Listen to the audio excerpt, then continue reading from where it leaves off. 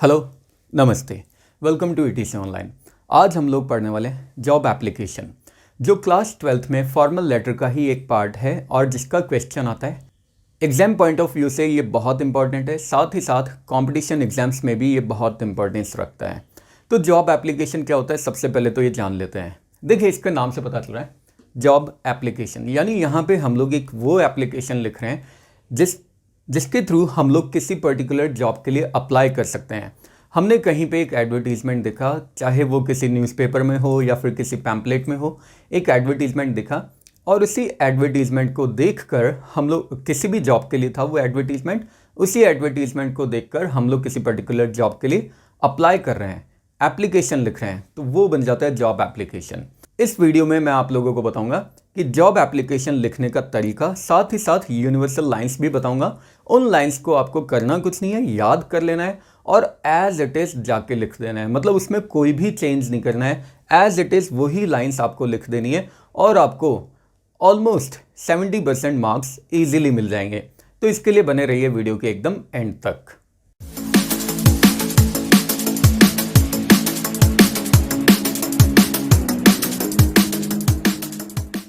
तो आइए job application का फॉर्मेट देख लेते हैं, साथ ही साथ रेज्यूमे का भी फॉर्मेट देख लेते हैं। तो जैसा कि मैंने बताया कि जॉब एप्लीकेशन पूरा का पूरा फॉर्मल लेटर होता है। डिफरेंस सिर्फ इतना होता है कि इसमें एक चीज़ एक्स्ट्रा आती है और वो एक चीज़ क्या होती है, रेज्यूमे एक्स्ट्रा आता है, यानी करिकुलम वाइटे भी जिसे हम बोलते हैं। जैसा फॉर्मेट फॉर्मल लेटर में हम लोग लिखते हैं, सेम फॉर्मेट फॉलो होगा, क्योंकि हम लोग जब जॉब एप्लीकेशन किसी को लिख रहे हैं तो हम लोग उसके साथ फॉर्मल कम्युनिकेट कर रहे हैं, यानी जॉब एप्लीकेशन भी फॉर्मल कम्युनिकेशन का ही एक पार्ट है। तो इसलिए फॉर्मल लेटर की कैटेगरी में ये फॉल करता है। सेम फॉर्मेट जो फॉर्मल लेटर का है वो आएगा, सिर्फ एक पॉइंट इसमें एक्स्ट्रा आ जाएगा और वो एक पॉइंट कौन सा होगा वो हम लोग देखते हैं। सबसे पहले फॉर्मल लेटर का हम लोग फॉर्मेट देख लेते हैं। वैसे फॉर्मल लेटर के वीडियोस मैं पहले भी बना चुका हूँ, अगर आप लोगों ने वो नहीं देखे हैं तो आप लोग उससे ज़रूर देख लीजिएगा। अभी उसका फॉर्मेट हम लोग एक बार दोबारा देख लेते हैं। सो देखिए, सबसे ऊपर टॉप पे हम लोगों के पास आता है सेंडर्स एड्रेस, यानी भेजने वाले का एड्रेस हम लोगों को यहाँ पे लिखना होता है। ये मिनिमम 2 लाइन्स में होता है, यानी कम से कम हमें 2 लाइन में तो लिखना ही लिखना है। 3 लाइन्स में अगर हम लिखते हैं तो बहुत अच्छी बात है। उसके बाद फिर एक लाइन का हम लोग गैप देते हैं। ये जहाँ पे मैंने लाइन्स ड्रॉ करके स्टार मार्क कर रखा है, इट मीन्स एक लाइन का वहाँ पे गैप है। फिर हम लोग लिखते हैं डेट हमेशा यहाँ पे एक्सटेंडेड फॉर्मेट में आती है। एक्सटेंडेड फॉर्मेट में मतलब हमें DDMMYY यानी डेट, मंथ और ईयर को सेपरेट करते हुए लिखना है, एकदम एक्सटेंड करते हुए। फिर एक लाइन का गैप दे देंगे एंड देन आएगा रिसीवर्स इन्फॉर्मेशन। रिसीवर इन्फॉर्मेशन में हमारे पास 2 चीज़ें आती है। एक डेजिग्नेशन होती है रिसीवर की, जिसे हम प्यार से पोस्ट भी बोलते हैं। डेजिग्नेशन के पहले हमेशा द ज़रूर आता है, द मैनेजर, द डायरेक्टर, जो भी होगा द ज़रूर आएगा। उसी के जस्ट नीचे वाली लाइन में, यानी लाइन का गैप हमें नहीं देना है, हम लोग लिख देंगे एड्रेस, रिसीवर का address. Again same format follow हम लोग करेंगे, मिनिमम 2 लाइन्स में आएगा। फिर एक लाइन का गैप दे देंगे और एक लाइन का गैप देने के बाद में फिर आता है सब्जेक्ट 1 लाइनर होता है, यानी एक लाइन में ही आना चाहिए। 5 to 7 वर्ड्स से ज़्यादा बड़ा नहीं होना चाहिए। फिर एक लाइन का गैप दे देंगे, फिर सैल्यूटेशन आ जाएगा। सैल्यूटेशन जिसमें हम लोग लिख सकते हैं डियर सर या फिर रिस्पेक्टेड सर, जो भी है। फिर यहाँ पे हम लोग कॉमा लगाएंगे। अच्छा, कभी कभी आप लोगों को ये भी देखने को मिलता होगा कि सैल्यूटेशन पहले आता है, सब्जेक्ट बाद में आता है, तो वो फॉर्मेट भी हम लोग लिख सकते हैं। अगर सब्जेक्ट और सैल्यूटेशन को हम लोग इंटरचेंज कर देते हैं, यानी ऊपर नीचे कर देते हैं, तो कहीं भी गलत नहीं होता।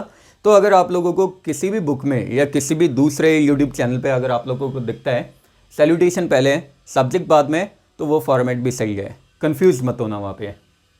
फिर एक लाइन का हम लोग गैप देंगे और फिर हम लोग लिखेंगे कंटेंट। देखिए, जो कंटेंट है इसमें मैं यूनिवर्सल लाइंस आप लोगों को बता दूंगा। अभी हम लोग एग्जाम्पल देखेंगे, उसमें मैं बता दूंगा। उन लाइंस को रट के चले जाना, याद करके चले जाना, आप लोगों का काम बन जाएगा। कंटेंट के बाद में फिर एक लाइन का गैप देंगे and then comes thank you के बाद में फिर एक लाइन का और गैप, और फिर आएगा योर्स फेथफुली। फिर उसके जस्ट नीचे बिना लाइन का गैप दिए हम लोग लिखेंगे अपना नेम। अगर क्वेश्चन में गिवन है तो नेम लिखना है, otherwise will simply write ABC या फिर XYZ। फिर उसके बाद में एक लाइन का हम लोग गैप देंगे और एक पॉइंट मैंने बोला था एक्स्ट्रा आता है, वो एक्स्ट्रा पॉइंट यही है। यहाँ पे हम लोग लिखेंगे एनक्लोज्ड। एनक्लोज्ड का मतलब है जो एनवलप हम लोग भेज रहे हैं, जिस एनवलप में हम लोग ये लेटर भेज रहे हैं, उसी एनवलप में एक और चीज़ बंद है। इनक्लोज्ड का मतलब होता है बंद। क्या बंद है? CV या रेज्यूमे। CV करिकुलम वाइटे होता है, जिसका मतलब भी रेज्यूमे होता है।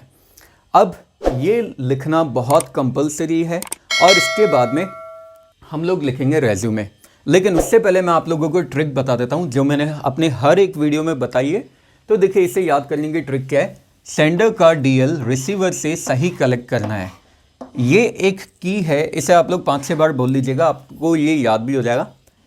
सेंडर का DL रिसीवर से सही कलेक्ट करना है। सेंडर से आ जाएगा सेंडर्स एड्रेस, DL के D से आ जाएगा डेट, रिसीवर से आ जाएगा रिसीवर्स इन्फॉर्मेशन, C का जो S है इससे सब्जेक्ट आ जाएगा, सही के S से सैल्यूटेशन, कलेक्ट के C से आ जाएगा कंटेंट। और इसके बाद में पता है कंटेंट जब आ गया तो हमें थैंक यू लिखना है, योर्स फेथफुली, और फिर नेम वगैरह लिख देना है हमें। तो इसके बाद में एक पेज पे हम लोगों ने ये लिख लिया। अब उसके बाद हम लोग क्या करेंगे? नेक्स्ट पेज पे आ जाएंगे और फिर रेज्यूमे लिखेंगे। अच्छा, आप लोगों को करना कैसा है ये मैं बता देता हूँ। जैसे जो भी नोटबुक है हमारे पास, उस नोटबुक के एक पेज पे यानी लेफ्ट हैंड साइड पे ट्राई करिएगा कि नोटबुक का जो लेफ्ट हैंड साइड वाला पेज है, उस लेफ्ट हैंड साइड पे हम लोग लेटर लिख रहे हैं, राइट हैंड साइड वाले पेज पे हम लोग रेज्यूमे लिखेंगे। रेज्यूमे एक बॉक्स में हमें लिखना है, बिना बॉक्स के लिखेंगे तो भी कोई प्रॉब्लम नहीं है, लेकिन बॉक्स में लिखेंगे तो इम्प्रेसिव लगेगा, ज़्यादा अच्छा लगेगा। रेज्यूमे में हम लोग क्या क्या डिटेल्स मेंशन कर सकते हैं? Name, father's name, date of birth, contact number, email ID, address, qualification. देखिए, वैसे रेज्यूमे में बहुत सारी डिटेल्स आ सकती है, बट क्वालिफिकेशन तक की जो डिटेल्स है ये तो आनी ही आनी चाहिए। बाकी nationality, marital status, experience, achievements, hobbies, strengths और भी बहुत सारी डिटेल्स है जो हम लोग रेज्यूमे में लिख सकते हैं। बट यहाँ से लेकर नेम से लेकर क्वालिफिकेशन तक की जो डिटेल्स है ये तो कंफर्म्ड है, आनी ही आनी चाहिए, क्योंकि ये हमारी बेसिक डिटेल्स है। ये वो डिटेल्स है जो हम लोगों की आइडेंटिटी को रिवील करती है। Name, father's name, date of birth, ये हमारी आइडेंटिटी है। किसी से अगर हमें कम्युनिकेट करना हो तो कॉन्टैक्ट नंबर, ईमेल आईडी और एड्रेस, इसी पे कॉन्टैक्ट किया जाएगा। दूसरी बात, हम लोग जॉब के लिए अप्लाई कर रहे हैं तो ऑब्वियसली उस जॉब के लिए हम लोग एलिजिबल है, एबल है या नहीं है, ये डिसाइड करेगा हम लोगों की क्वालिफिकेशन। तो ये सारी चीज़ें तो मैंडेटरी है। उसके बाद में आप लोग अगर ये चाहें लिखे तो भी चल जाएगा, नहीं लिखे तो भी चल जाएगा, बट ये तो लिखना ही लिखना है आप लोगों को। तो ये हो गया जॉब एप्लीकेशन का फॉर्मेट। अब हम लोग एक एग्जाम्पल देख लेते हैं। तो आइए अब हम लोग जॉब एप्लीकेशन का फॉर्मेट भी देख लेते हैं, साथ ही साथ एग्जाम्पल भी देख लेते हैं। तो देखिए, फॉर्मेट वैसे मैं बता चुका हूँ, एक बार दोबारा देख लेते हैं स्क्रीन में।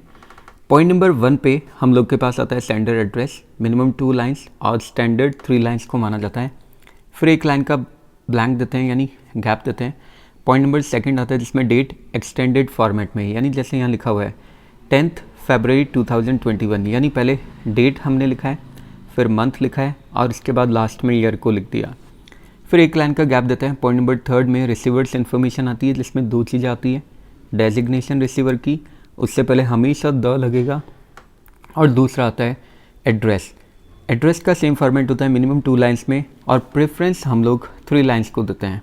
फिर एक लाइन हम लोग वापस से ब्लैंक छोड़ते हैं, और ब्लैंक देने के बाद में फिर आता है सब्जेक्ट। अब ये जो सब्जेक्ट होता है ये अगेन 1 लाइनर होता है, यानी 5 to 7 वर्ड से ज़्यादा नहीं होना चाहिए। फिर एक लाइन का गैप देते हैं। फिर पॉइंट नंबर 5 आता है। पॉइंट नंबर 5 में सैल्यूटेशन आता है जिसमें डियर या रिस्पेक्टेड कुछ भी लिख दो, सर या मैम जो आपकी इच्छा हो वो लिख सकते हैं, अदरवाइज़ दोनों भी हम लोग लिख सकते हैं। फिर एक लाइन का गैप हम लोग देते हैं। फिर आ जाते हैं हम लोग के पास कंटेंट। अब जैसा मैंने बताया था कि कंटेंट के लिए मैं आप लोगों को कुछ यूनिवर्सल लाइंस बताऊंगा, तो यहाँ पे वही यूनिवर्सल लाइंस हम लोग देखने वाले हैं। तो देखिए, कंटेंट में हम लोग लिखेंगे in response to the advertisement published in the, यहाँ पे राजस्थान पत्रिका मैंने लिखा है तो यहाँ पे कोई भी न्यूज़पेपर आ जाएगा। वैसे ये क्वेश्चन में गिवन होगा कौन से न्यूज़पेपर में एडवर्टीजमेंट आया। अगर गिवन नहीं है तो यहाँ पे हम लोग सिंपली लिख भी सकते हैं न्यूज़पेपर, जो भी न्यूज़पेपर होगा वो यहाँ पे हम लोग उसका नेम लिख देंगे। तो in response to the advertisement published in the newspaper dated, फिर यहाँ पे डेट हम लोग लिख देंगे, जो भी कोई डेट होगी। तो यहाँ पे डेट को हम लोग चेंज कर देते हैं क्योंकि ये डेटेड था 2, तो इसे हम 2 यहाँ पे मान लेते हैं। 10th February 2021 या 2nd February 2021, I would like to offer my candidature for the above mentioned post. Attached is my resume. Please find it for the future reference and let me know for the relevant openings. फिर एक line हम लोग gap देंगे क्योंकि हम लोगों को paragraph change करना है, और फिर लास्ट में लिख देंगे if I am given a chance I promise to serve your concern to the best of my abilities. फिर एक लाइन का ब्लैंक देंगे, फिर थैंक यू लिख दो, थैंक्स लिख दो, या फिर थैंकिंग यू, जो आपकी इच्छा है। फिर एक लाइन का हम लोग वापस ब्लैंक देंगे। पॉइंट नंबर 8 में योर्स फेथफुली ऑबिडियंटली कुछ भी लिख देंगे। पॉइंट नंबर 9 में हम लोग लिखेंगे नेम, और फिर एक लाइन का हम लोग गैप देंगे, और लास्ट में हम लोग लिखेंगे पॉइंट नंबर 10 जो एक्स्ट्रा है, जिसमें एनक्लोज्ड, रेज्यूमे या सीवी, इन दोनों में से कुछ भी लिख देंगे। तो इसकी अब हम लोग वो ट्रिक भी देख लेते हैं जो मैंने आप लोगों को बताई भी है अभी जस्ट बोर्ड पे, जिसमें क्या है, सेंडर का डीएल रिसीवर से सही कलेक्ट करना है। तो यानी सेंडर्स एड्रेस आ गया, डीएल के डी से डेट, रिसीवर से रिसीवर, सी के एस से सब्जेक्ट, सही के एस से सैल्यूटेशन, कलेक्ट के सी से कंटेंट, और फिर लास्ट में thank you, yours faithfully, name, और एनक्लोज्ड लास्ट में सीवी या रेज्यूमे। अब एक क्वेश्चन भी हम लोग देख लेते हैं जो इसी के ऊपर बेस्ड होगा। तो एक क्वेश्चन देख लेते हैं। क्वेश्चन हम लोगों के पास यहाँ पे गिवन है, you are Mahendra, you saw an advertisement for the post of physics lecturer published in Rajasthan Patrika. Write a letter of application with curriculum vitae in reply to the following advertisement addressing to the director. तो यहाँ पे हम लोगों को एक advertisement नीचे दिया हुआ है, एडवर्टीज़मेंट देख लेते हैं और उसी के बेसिस पे लेटर लिखना है, यानी जॉब एप्लीकेशन लिखनी है। तो एडवर्टीज़मेंट है जिसमें ऑर्गेनाइजेशन का नेम है ETC ऑनलाइन जयपुर, डेट है February 2, 2021। एडवर्टीजमेंट है, applications are invited for the post of lecturer in physics, salary negotiable, age not exceeding 35 years, qualification as per government norms with experience. ये question था। अब इसी question के basis पे हम लोग देख लेते हैं आंसर। तो आंसर में सबसे ऊपर सेंडर्स एड्रेस आता है। देखिए मैंने बताया था कि अगर सेंडर एड्रेस हम लोगों के पास गिवन है तो हम लोग वो लिख देते हैं, अगर सेंडर्स एड्रेस गिवन नहीं है तो हम लोग यहाँ पे ऊपर लिख देंगे रूम नंबर, कोई भी रूम नंबर लिख दो क्योंकि एग्ज़ाम हम लोग किसी भी रूम में ही बैठ के दे रहे होंगे। उसके नीचे लिख दो एग्जामिनेशन हॉल। तो ये हो गया पॉइंट नंबर 1, यानी सेंडर एड्रेस हो गया 2 लाइन्स में। फिर एक लाइन का गैप हम लोग देंगे, और जिस भी दिन हम लोग लेटर लिख रहे हैं उस दिन की डेट आ जाएगी। जैसे मैं आज लेटर लिख रहा हूँ तो आज की डेट आ जाएगी 10th February 2021। फिर नीचे पॉइंट नंबर 3 में हम लोग डेजिग्नेशन लिख देंगे रिसीवर की, द डायरेक्टर, और फिर उसका एड्रेस ETC ऑनलाइन जयपुर। फिर आ जाएगा उसके नीचे सब्जेक्ट। अभी जो सब्जेक्ट है ज़्यादा बड़ा नहीं होना चाहिए तो हमने सब्जेक्ट भी लिख दिया, to apply for the post of lecturer in physics. फिर नीचे सैल्यूटेशन, एक लाइन का गैप देने के बाद में सैल्यूटेशन, सर या मैम कुछ भी लिख देंगे। फिर एक लाइन का गैप देंगे और हम लोग लिख देंगे वही यूनिवर्सल लाइन्स जो अभी हमने ऊपर लिखी है, with reference to your advertisement in Rajasthan Patrika dated 2nd February 2021, I would like to offer my candidature for the above mentioned post. Attached is my resume. Please find it for the future reference and let me know for the relevant openings. If I am given a chance, I promise to serve your concern to the best of my abilities. तो ये हो गया हमारा content पूरा। Content के बाद फिर हम लोगों ने लिख दिया थैंकिंग यू, योर्स फेथफुली, नीचे नेम आ गया महेंद्र, और सबसे लास्ट में हमने लिख दिया एनक्लोज्ड रेज्यूमे, या फिर CV भी लिख सकते हैं। अब हम लोग रेज्यूमे देख लेते हैं। तो जो रेज्यूमे है इसे हमें एक बॉक्स में लिखना है। सबसे ऊपर हम लोग लिख देंगे रेज्यूमे, यानी हेडिंग लिख देंगे। उसके बाद में फिर हमने लिख दिया, देखिए मैंने आपको इन्फॉर्मेशन बताई थी क्या क्या इन्फॉर्मेशन है जो इम्पॉर्टेंट है। तो यहाँ पे हम लोगों ने सबसे पहले लिख दिया name, father's name, date of birth, phone number, email ID और एड्रेस। तो नेम लिख दिया महेंद्र शर्मा, फादर्स नेम कुछ भी लिख दीजिए, डेट ऑफ बर्थ कुछ भी लिख देंगे। बस ये ध्यान रखिएगा कि डेट ऑफ बर्थ जो भी होगी वो 18 ईयर्स से अबव होनी चाहिए, क्योंकि हम लोग किसी जॉब के लिए अप्लाई कर रहे हैं और जॉब में किसी भी माइनर के लिए कोई भी एलिजिबिलिटी नहीं होती है। तो इसलिए 18 ईयर्स एंड अबव ही हमें लिखना है जब भी हम लोग लिखेंगे। फिर फ़ोन नंबर लिख देंगे। फ़ोन नंबर ध्यान रखिएगा पर्सनल इन्फॉर्मेशन है, इसलिए आप लोगों को अपना फ़ोन नंबर शेयर नहीं करना है, बिल्कुल जैसा मैंने लिखा है वैसे ही शेयर कर देंगे। ईमेल ID फिर लिख देंगे, कुछ भी ईमेल ID लिख दीजिए जो आप लोगों की इच्छा है। एड्रेस, कुछ भी एड्रेस लिख देंगे, जैसे 333 स्वर्गलोक, अप्सरा नगर, बैकुंठ धाम, जयपुर। यहाँ तक की जो इन्फॉर्मेशन है ये तो है बहुत ही इंपॉर्टेंट। इसमें एक क्वालिफिकेशन है जो मैंने लास्ट में लिख रखी है। इन इन्फॉर्मेशन को हम लोग स्किप नहीं कर सकते। बाकी एडिशनल इन्फॉर्मेशन अगर हम लोग देना चाहें तो वो भी हम लोग के पास आ सकती है। Nationality Indian, hobbies reading books and listening to music, strengths punctual and confident. Strength में हमेशा यही लिखेगा पंक्चुअल एंड कॉन्फिडेंट। स्ट्रेंथ में आप लोगों को ये नहीं लिखना है कि मैं 100 kg वेट लिफ्ट कर सकता हूँ। स्ट्रेंथ हम लोगों की मेंटल स्ट्रेंथ की यहाँ पे बात की जा रही है। वर्क एक्सपीरियंस, अगर कोई वर्क का एक्सपीरियंस है तो वो लिख देंगे, अदरवाइज सिंपली राइट फ्रेशर। फिर एजुकेशनल क्वालिफिकेशन को लिखने का जो अच्छा तरीका है वो है हमें सैग्रीगेट करके लिखनी है एक एक क्वालिफिकेशन, यानी बॉक्स बना बना के लिखना है। जैसे यहाँ पे सबसे पहले कोर्स आ गया, फिर यूनिवर्सिटी या इंस्टीट्यूट नेम आ गया, फिर ईयर आ गया, फिर परसेंटेज आ गया। तो एमएससी हमने की है राजस्थान यूनिवर्सिटी से 2019 में 99%, BSc Rajasthan university 2017 93, senior secondary DAV public school से की है 2014 में 95%, सेकेंडरी इमैनुअल पब्लिक स्कूल 2012 98। ध्यान ये रखना है ये सारी चीज़ें हम लोग मन से तो लिख रहे हैं, लेकिन ये ईयर्स का जो डिफरेंस है ये हम लोगों को ध्यान रखना है। ऐसा नहीं 2019 में एमएससी की है तो 2018 में बीएससी लिख दिया हमने, 2016 में सीनियर सेकेंडरी लिख दिया। मिनिमम जितने साल का कोर्स होता है उतने साल का गैप तो आना ही चाहिए। मतलब यहाँ पे हम लोगों को अपना सेंस यूज़ करना है, कॉमन सेंस। लास्ट में ये एक चीज़ मैंने और लिखी है यहाँ पे, डिक्लेरेशन। देखिए 12th के हिसाब से तो ये किसी काम की नहीं है, लेकिन कंपटीशन एग्जाम्स में अगर रेज्यूमे हम लोग लिखते हैं तो उसमें डिक्लेरेशन लिखना इम्पॉर्टेंट तो नहीं होता, बट ये लिख देते हैं तो इम्प्रेशन अच्छा पड़ता है। तो डिक्लेरेशन ये पूरी तरह से ऑप्शनल है। अगर आप लोग चाहें तो आप लोग डिक्लेरेशन लिख सकते हैं, अगर आप लोग चाहें तो इसे छोड़ के भी आ सकते हैं, कोई फ़र्क नहीं पड़ेगा, ये इम्पॉर्टेंट नहीं है। तो डिक्लेरेशन में हम लोग डिक्लेयर करते हैं क्या, आई hereby certify that the above given information is true, complete and correct to the best of my knowledge and belief। कि जो ऊपर प्रोवाइड की हुई इन्फॉर्मेशन है मेरी नॉलेज के अकॉर्डिंग वो एकदम ट्रू है, कंप्लीट है और करेक्ट है। ये हमने डिक्लेरेशन दे दिया और इसी के साथ हम लोगों का जॉब एप्लीकेशन भी कंप्लीट हो गया है।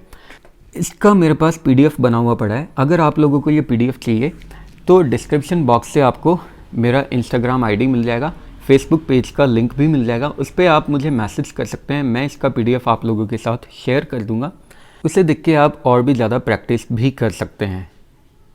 तो आई होप जॉब एप्लीकेशन आप लोगों को पूरा समझ में आ गया होगा।